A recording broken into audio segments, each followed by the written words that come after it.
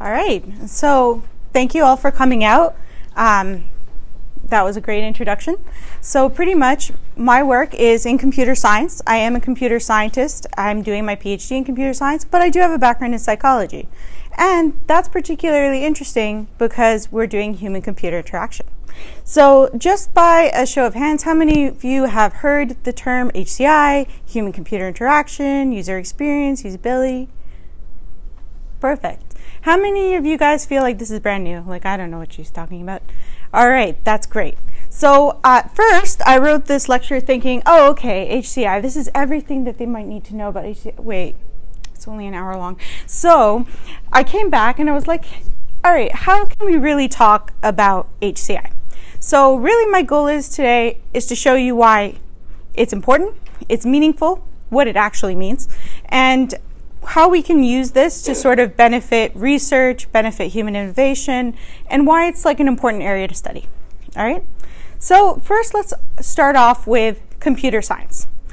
How many of you here, is there anyone from computer science? Yeah, hey, welcome. Anyone from biology? Chemistry? Pharmacy? Health-related stuff? Yeah, okay, I found it. All right, so oftentimes when we say science, like let's say you're speaking to your little cousin, right? The first thing you're going to picture is someone in a lab coat conducting some sort of beaker tube scientific study, maybe someone at a medical hospital working on blood samples. But actually the word science actually encompasses a lot of things, right? And sometimes we use it more meaningfully than other times, and sometimes we just use it to refer to a whole field of study, right?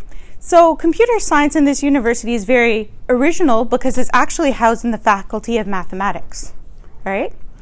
Which is kind of cool because oftentimes when you visit across all the different universities and affiliations, they have no idea where to put computer science. Some people put it in Masters of Science, some people put it in mathematics here. This is like the only school that does that. The first school I went to for my master's put it in its own business and IT program. So people really don't quite look at computer science the way they should sometimes, and that really can limit the way we think about it. So when I say computer science, what comes to mind? Just shout it out. Coding. Coding. Someone say games. Anything else come to mind? Computer. A computer, that's good. Love that. So I typically get answers like databases, computer security, encryption, coding, C++, different coding languages named here. But really, computer science encompasses a lot of things. So I don't know if any of you have seen this before, but I think this is genius. The artist, Dominic Wellman, actually put together this whole thing of what is mathematics. And right over in the corner, we have computer science. That's us. So computer science is actually looking at how we can optimize and process information. And pretty much the one thing I like to tell all my classes that I teach is computer science is really fundamentally about being lazy. Why? Because I could write a program once, or I can click these buttons thousands of times. Which one am I going to do, right? And really, we are kind of lazy people as computer scientists. We don't want to do repetitive calculations. That's why there's spreadsheets. We don't want to have to rewrite things out neatly. That's why we have Word. You know, we make websites so we can refer a link to you. We make Google so we don't have to flip through books. We don't even have to carry them anymore. It's great. Right, so computer scientists, lazy people, but also mathematicians. So does anyone recognize this person? I don't remember her name. That's But okay. She did the coding for the first space shuttle, I think. Yeah, so beside her is the handwritten code that took humanity to the moon. That's literally the code. She literally wrote that by hand. And her name is Margaret Hamilton. She's actually known as like the mother of computer engineering. She's written a bunch of work. She's a really important person to know. And here's your feminist of the day. So when we look at this pile of code, it's hard to believe that A, it was handwritten, and B, you probably get more computing power out of your smartphone. So if you think about it, humanity had less computing power than you do in your pocket and went to the moon. Kind of makes you feel bad about the memes, but anyway. Although I think memes are an important part of social online culture. Anyway, that's a different talk. So pretty much here, what I wanted to talk about is how computing has changed, how computing has developed, and really like this whole idea of connecting everybody in the world. So it was like 1969 when she wrote that code on paper, and that was about the beginning of the time where we had ARPANET, which is the beginning of the internet that we know today, right? So 1970. How many of you know someone who's still alive from 1970? That's how old the internet is, right? Right? All right, so not only did we get from this like stack of papers to the actual full-fledged wide web in under a century, we also got to, Alexa, the annoying addition to your home. Google Assistant, not much better. But anyway, so let's go back to this question of what is human-computer interaction. So part of it's in the name. Humans, computers interacting. Why is this important? Okay, we'll get back to this. In fact, let's start here. How many of you feel like this deeply, fundamentally speaks to you? Yes. So the idea here, and behind this computer really, is that this guy is looking at the computer like, why don't you work? And the computer is looking at the user like, why don't you input correctly, right? So there's this like lost in translation effect we have with computers. People don't understand how to use computers, right? How to interact with computers. And designers sometimes don't understand how people don't get that you can only write a character between ASCII 23 to ASCII 96. Did that make sense to anyone? Yeah. Right. So really, when we think about computers, they're speaking a whole different language, literally, to us. And we have to kind of make it work for the everyday user. Because really, how far would computing get if it was reserved only for government officials and military? And maybe researchers. Who knows? The government's never so sure about us. So really, the biggest part about computer science is that we want to make sure that the user can use these fancy systems that we develop, right? Sometimes they use them too well, like security breaches, and sometimes they just write, and sometimes we get people writing my.email space at space hotmail. So we have quite a spectrum of users. So the question is, how do we get people to accurately sort of talk to computers, function with computers, learn what to do with computers, and just get a fundamental basic knowledge of how to interact with programs, which to us, probably your entire generation, I'm assuming is younger than me, just grew up with computers. So it's no big deal to you, right? Just like some things our parents do with some of that old technology, you're just like, how in the world did you make that work? I didn't even, okay. So for us, computing comes more simply. We understand the basic idea of an interface, of a layout. Most buttons of save are located on either the left or the right at the top. We know that there's Mac, that they put everything on the other side. There's Windows, they put everything on the other side. We kind of get it. But that knowledge is not really just given to us. We still have to learn it. And the way we learn it is through design and use of these interfaces with just everyday people. So when the actual pinch and zoom gesture came out for iOS, there was this huge problem. How do we get people to understand that you are going to do this action, pinch to zoom in? To all of us right now, it seems very simplistic, right? Of course. Make it bigger. Yes. But actually, it was a big problem at the time because that was a new gesture. Nobody had used technology like this before. So how do we train people on it? So how many of you have seen that at one point viral video of a baby thinks the magazine is a broken iPad, sitting there like trying to zoom in? So it's pretty cute. You see this baby holding a magazine, trying to zoom into the magazine, and it's not working, and it's looking at its mother like, it's broken, right? Okay. So the idea is that what they did is they produced a commercial to train an entire generation of people to think this is natural. And that's really part of the user experience. That's really part of getting the users to fundamentally understand and work with technology. And that's part of HCI. So, from the internet to looking at HCI, we're going to now move on to how we actually facilitate this conversation between humans and computers. And I say conversation because it's all about an exchange, right? I tell you to do something, you give me the output, I like the output, or I don't, I tell you, right? So, thinking about HCI as a conversation is what makes this branch of computer science special, right? A lot of times when I tell a programmer, you have to put in a user interface, they go, well, there's this button. Okay, then what? They click it, then what? They just type something in. Okay, type in rich text. No, not like that. You know it's not like that. People don't know it's not like that. People forget that real humans have to use their software.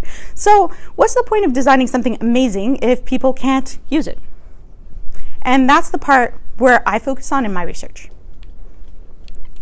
So let's talk about the design of everyday things. Has anyone ever heard of this book? Yeah. All right, so The Design of Everyday Things is by Don Norman, who's a very famous person for heuristics or ideas of how we can build things to get the most understanding from the maximum amount of people.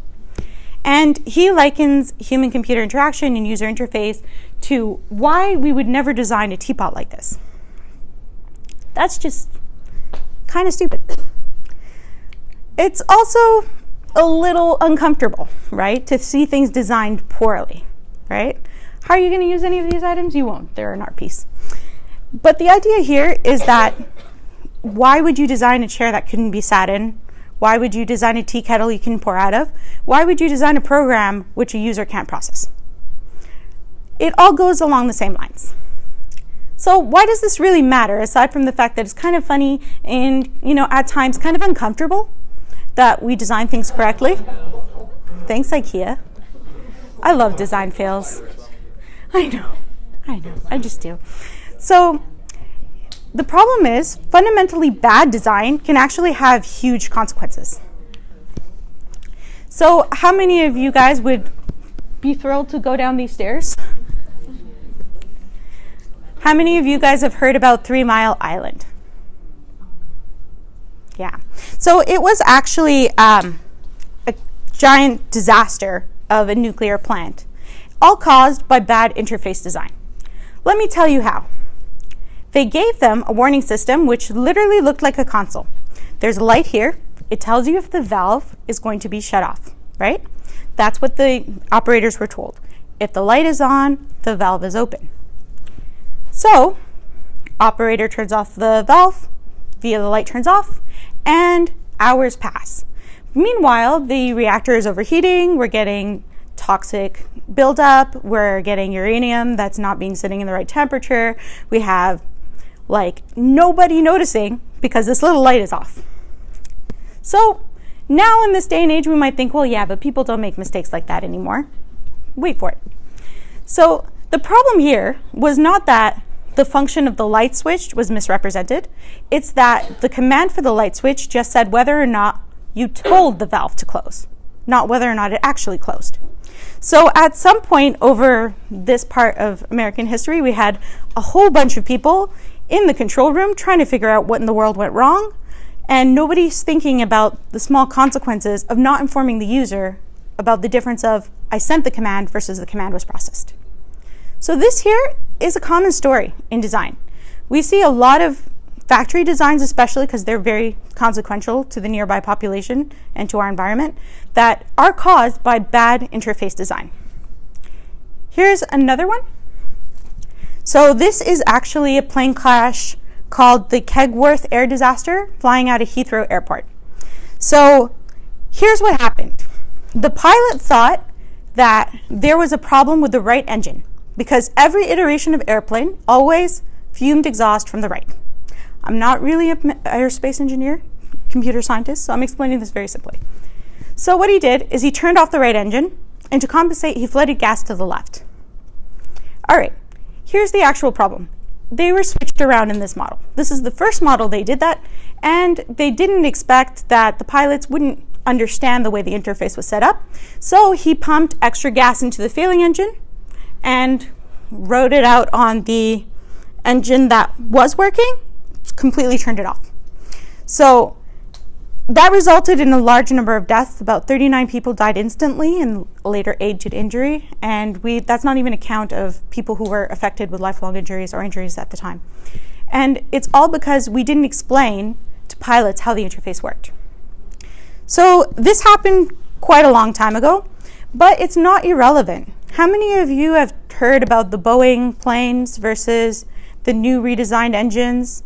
How many of you had to check which plane you were on for your recent air travel? Right? So that's also a similar HCI design problem. So what happened there, and they're still figuring this out, is they lowered the engine in some models, causing there to be an increase in precision from the competing company. But the competitor company wanted to take a shortcut and didn't tell pilots that the way they've seated the new engine was being compensated for by a computer program. So when the plane takes off, it had the tendency to put the nose too high, and it auto-corrected by lowering the nose. The pilots, completely unaware of this, also lower the nose when they see the nose going too high, and that difference between what the user interface is doing versus what the user is doing versus what's actually being programmed has caused a lot of problems, and this is very recent. So it's not like we're growing out of this. This is a problem that we constantly have to be vigilant on because we're always finding ways that our computers are designed to work one way, given to users who did not design it and thought to work a completely different way, which results in consequences like, well, not great ones. So when we come back to this idea of what is human-computer interaction, we have some ideas that we can think about. How do we navigate a program? How familiar does a program feel?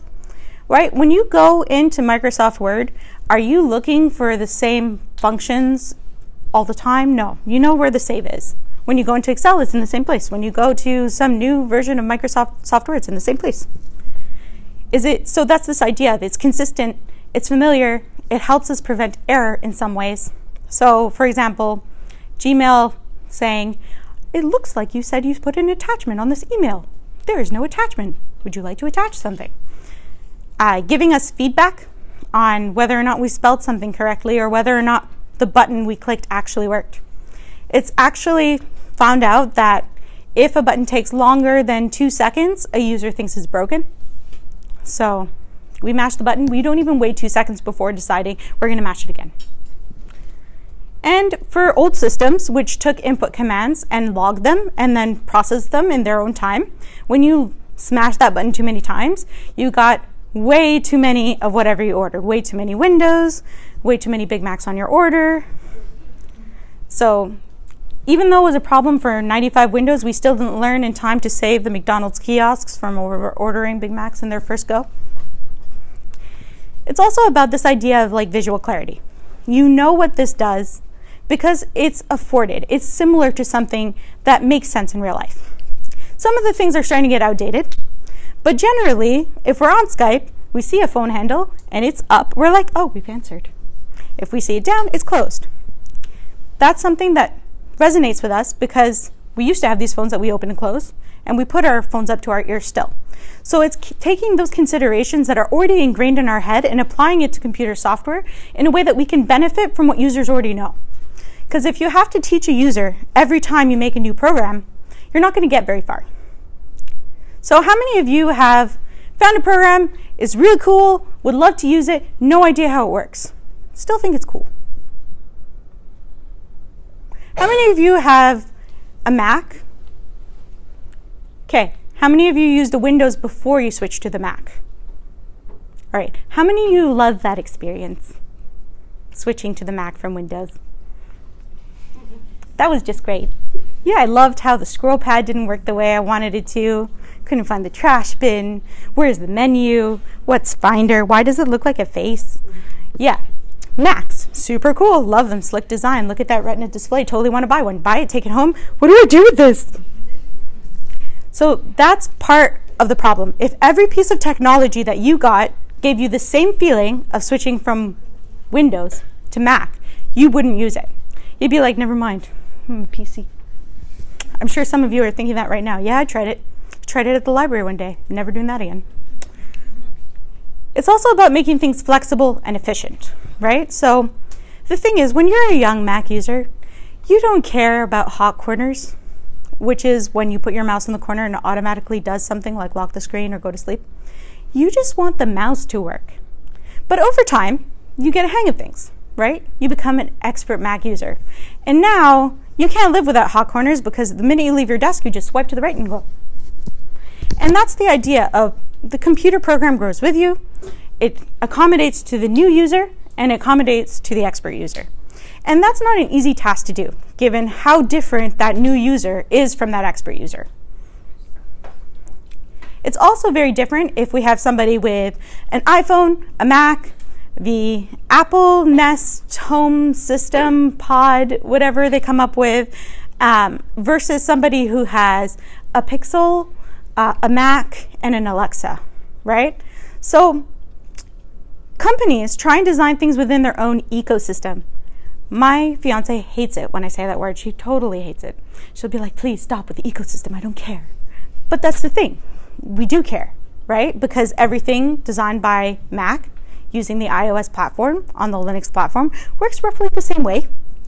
And everything designed by Microsoft works roughly the same way. So when you get embedded into this culture of using one program, they've already kind of given you all the skills you need to apply to their next program. And that makes it easier to buy, right? That makes them more money. So now we know why corporations are interested. Because the easier I can make it for you to use my software, for you to buy my phone, for you to move your contacts from the phone you have currently to the phone you are going to get now, is all part of whether or not you're going to buy the phone. And that is a difference between brand recognition and paying a premium for a phone that kind of does the same thing as this knockoff version right here. It's all about whether or not they've made you believe that this is going to improve the function that you are buying it for. For example, how many of you have a smartwatch, Fitbit? How many of you have a smart home assistant? Okay. What smart home assistants do you have? Google Home, Alexa. All right. So when I say things like, hey, Google, how many emails do I have? Is it easier if I'm already a Google user to use the Google Home versus the Alexa? Well, very simply, Google Home, because it's already integrated. And it turns out the calendar is integrated too, you know? And that's kind of how they get you. You start searching with Google, your internet history is there, they influence what you see, they influence what you buy. And this all comes down to kind of the darker part of HCI. We're going to back away from that for a bit. We're going to go back to why it's so wonderful. But it can actually be used, and this is the idea of dark interfaces, to influence people into making decisions that they might not have otherwise made. So a popular example of this dark interface is the interference of the recent election that gave us, I don't even know how to say it, the most questionable American presidents of, well, ever. So the idea there was there was a bunch of bots being bought to have conversations with each other that would convince everyday people that they were relevant. So they're not even factual conversations. They're not even significant conversations. They're just there to boost the number of times that you heard Trump could be a president. And simply by doing that, that amount of social manipulation through artificial intelligence, they've had a clear effect on the political system. But this is the problem. We've never seen anything like that before. And users are very unexpected. Like, they just do things. You're just like, why? How did you? The button was there. Where are you clicking? And that's part of the reason that we really need to research how users think about computers, how they understand computers, what do they really look at? Even if you see things like Crooked Hillary and you don't believe it, people who are neutral to such messages will be influenced by the overtime repetitiveness. There are studies in psychology, which is my home base, that show that just by being in the same room with somebody and seeing their face over and over again, you're going to be socially warmer to them. You don't know them, you've never talked to them, you've just seen them over and over again. The people you pass in the halls more often are people that you're going to rate as friendlier, as more attractive, as smarter, as more successful. Just because you keep seeing them in the halls. None of these things might be true. All of these things might be true. You don't know. But that's the matter of human psychology. And that's why computer design is so important, because it's all about influencing human psychology. So it goes beyond utility. It's not that you need something to work for a specific function. There's more than that when we consider. We consider, can I use it? So I need a smartwatch, let's say. No one really needs a smartwatch, but I need a smartwatch. All right? It's going to tell me the time. It's going to pick up my phone contacts. But I want it also to be easy to use with my phone. I don't want to spend too much time pairing it. I mean, like, I've had the Fitbit device for a year, and I can't get Deezer to work on it. What is Deezer? Who's using Deezer? Spotify works well on the iPhone watch. So it's that. It's also how desirable they make it. You know, iPhone, iWatch, Nest. These are all status symbols for us now. Smart homes, the more technologically decked out your home is part of this idea of social standing. So it's part of this idea of marketing. And then you have it all wrapped up in this idea of like brand experience, brand loyalty. So you can see how very much this field crosses into marketing, crosses into psychology, crosses obviously through computer science. And really, the fun thing about HCI is we have at least 3 separate HCI groups on campus. What do I mean by that? I mean, there's the HCI Computer Science Department with 3 to 4 faculty members. There's the Engineering Department with another 2 to 3 faculty members. There's people in the Communications Technology and Speech Communications Drama Department that are doing HCI. And there are people in EC5 that are also doing HCI, and I don't even know their faculty, right? Waterloo is actually really interesting that way. Most places localize all their researchers in one place. We're actually competing against each other, all from different perspectives. So that's how diverse this message is. Oh yeah, and the psychology department has a human factors group, which is also HCI. So what is HCI? So really, to summarize it, it's creating this dialogue between humans and computers. It's giving this easy exchange of information. It's optimizing interaction and tasks. And it's understanding and optimizing the user experience. How many people have heard the word user experience? How many people actually heard that word in a way that they can understand it? Okay, this is the thing. There's so many ways that I can explain HCI, usability, user experience. 5 minutes before I left for this lecture, and I was saying, okay guys, gotta go, gotta give the lecture. People were saying, what was it about? Oh, it's just basic HCI.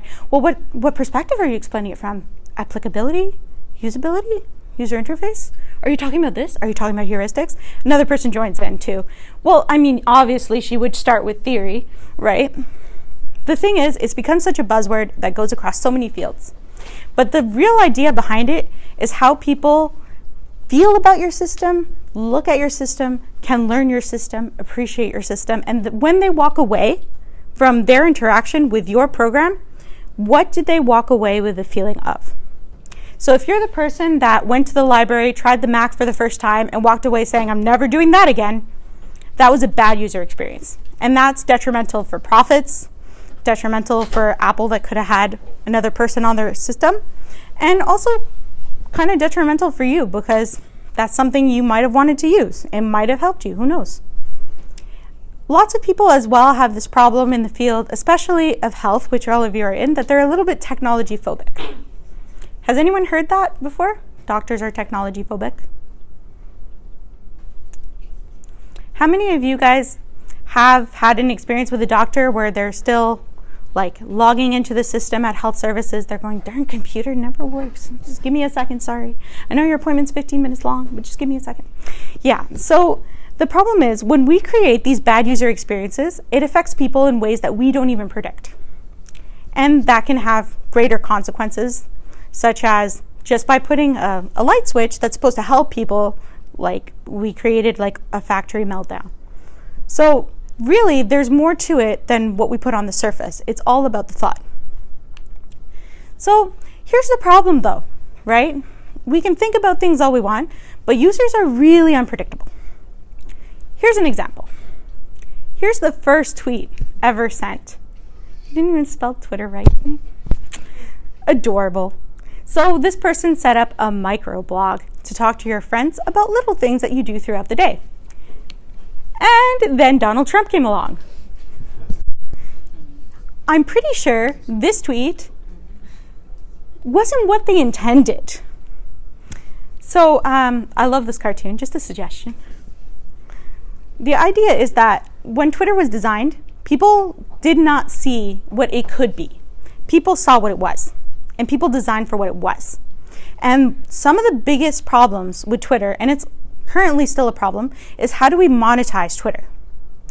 Facebook monetized quite easily by selling off all of our data, owning our pictures, selling us more stuff. Generally.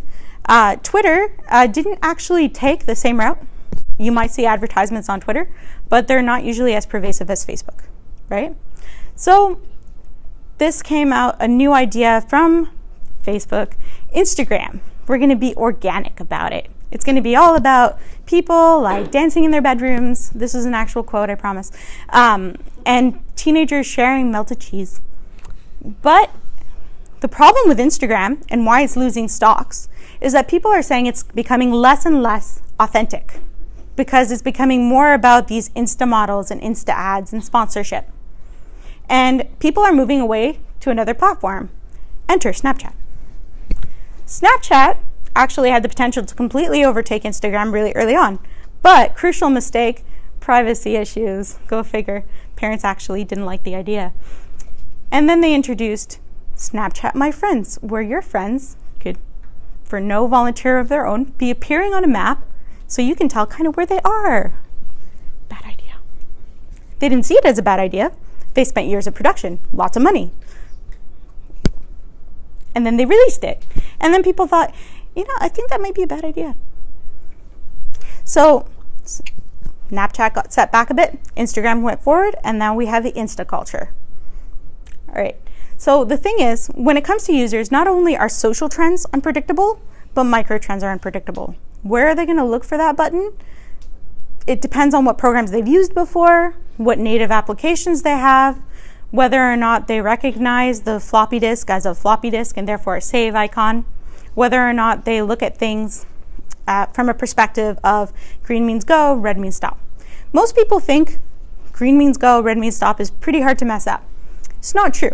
So there's this article out that I thought was really funny. It's called Bad UI Makes My Kid Cry. So what happened is this poor kid went out playing this game, right? It was a Nintendo game. And he accidentally got into the delete file screen, right? So he saw a big warning, this will delete everything. And he thought, oh no, I don't want to do that. Red button, stop. Red button deletes everything. So the kid comes crying to his parent, who happens to be a user interface designer, who wrote this really funny article about trying to calm down this kid who just lost all their save data because red means stop. Why did they do that? So the idea here is that we really have to get kind of an idea of who we're designing for. In fact, when you design a piece of software, you need to know everything about who you're designing for. You need to know how they work, where they sit, what programs are they using, who's most likely to use your application, what will make them switch over. Are they an expert user? How much does their work rely on the program that you are changing? Because think about it. It's more easier to get a child to adopt a new social media platform like Snapchat. But a doctor whose job depends on the systems, depends on having access to the files, depends on being able to see those x-rays, makes huge differences in their work. So they're going to be a lot more reluctant to change programs. So if you try and roll out a whole new program to revolutionize the way that doctors use technology, it's not going to be as you expect. It's not going to be as easy as it is to give kids a new social platform, because there's a lot more resting on it. So what do? Simple, we research. So this is the part that actually makes it a science. Like, we have to actually go out there. We have to find out about our users. So it could be everything from making personas, which are imaginary users that you're designing for, so you know everything about them. Finding out if your personas match people in the real world. Finding out if people in the real world will feel like, yeah, this technology is doing exactly what I want and I can use it. And then you make a prototype.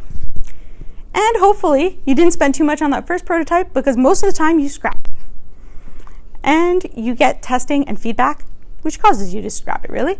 You find new requirements, you find new stakeholders or people that are going to be invested in this product, and then you have to go back to planning, which makes you realize that you don't have enough data, and the cycle continues.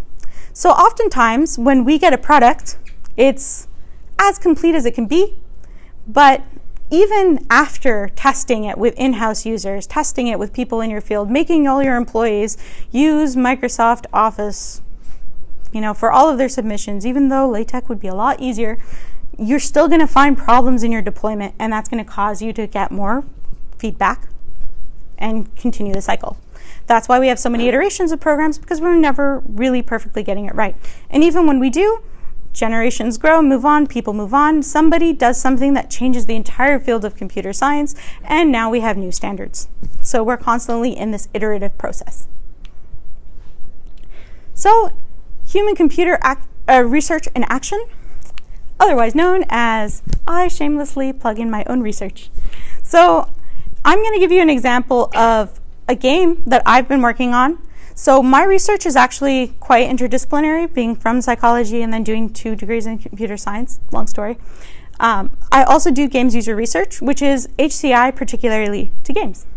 And I'm going to talk to you a bit about how I use games particularly to influence the people that play it. So the idea is that games can change behavior, games can change thought, games can be used as an educational tool.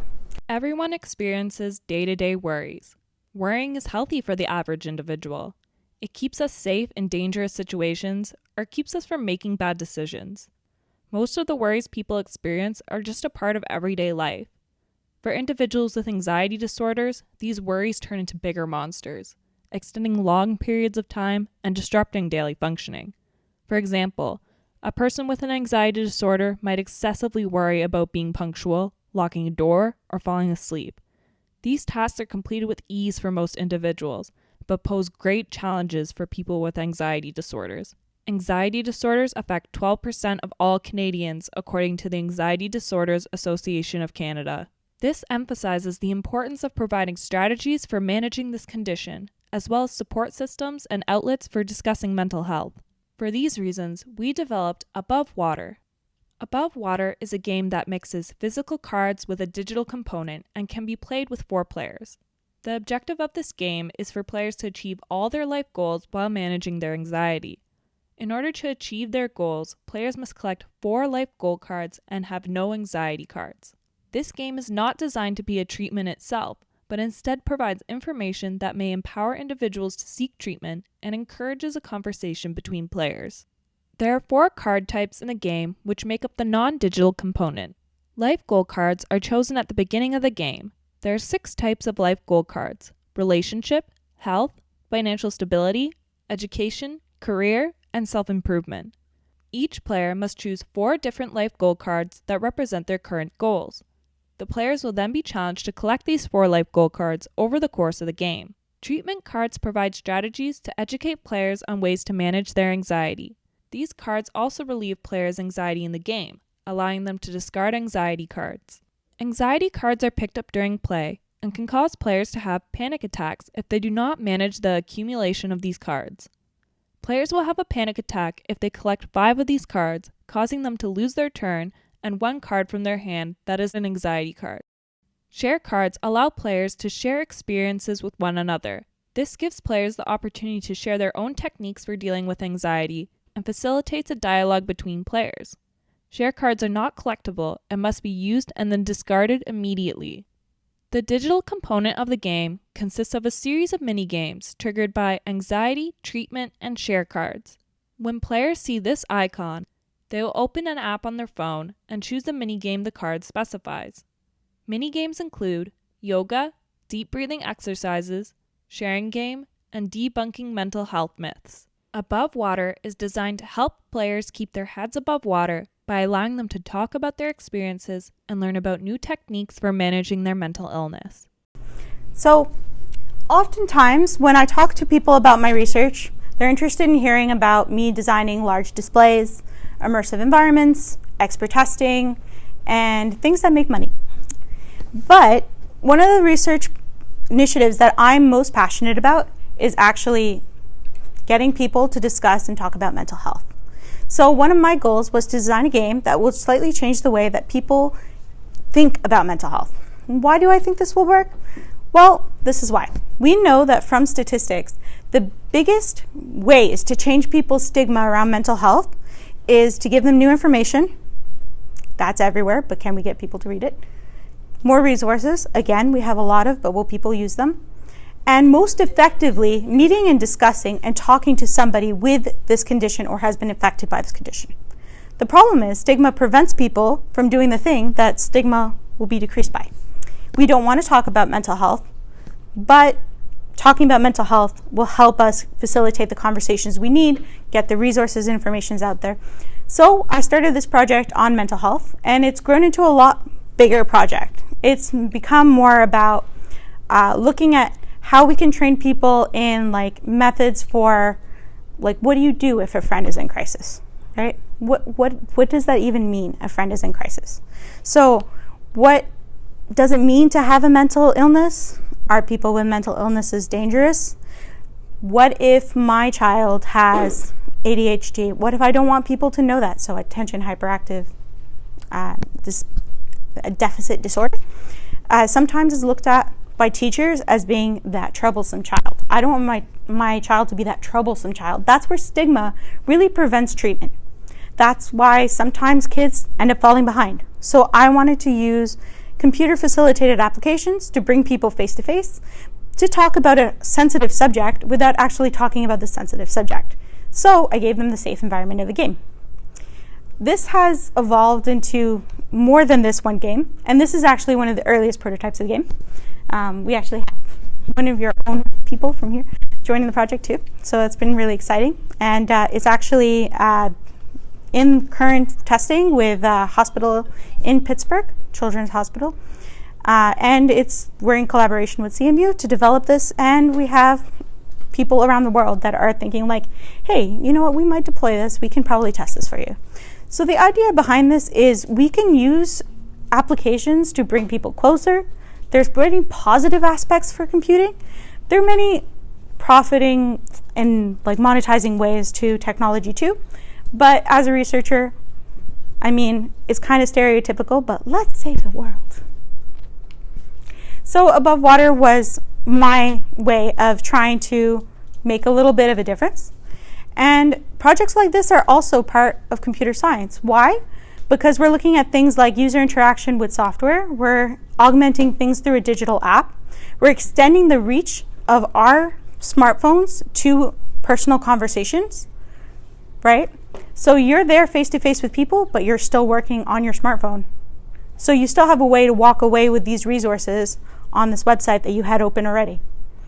So the idea is that computer science has a large breadth, and it's more than just programming, and it's more than just user experience, really. So at this point, I'm pretty much at the end of my talk. This is one more in-depth example of my research. I also do a lot of stuff on, AI in games, difficulty adjustment in games. I also do a lot of stuff on large displays, collaborations, shared tool use, expert users. I think that's one of the fun things about computer science is like a tool for application. It gives you a chance to explore different fields in a way that can be helpful. And I hope that if anything you take away from this lecture, what the meaning of HCI is and what we can really use computer applications to do on both a social level and an individual level. Included in this presentation are some references, textbooks, and interesting articles. just for you guys to review. At this point, I'm happy to take any questions. Oh, great.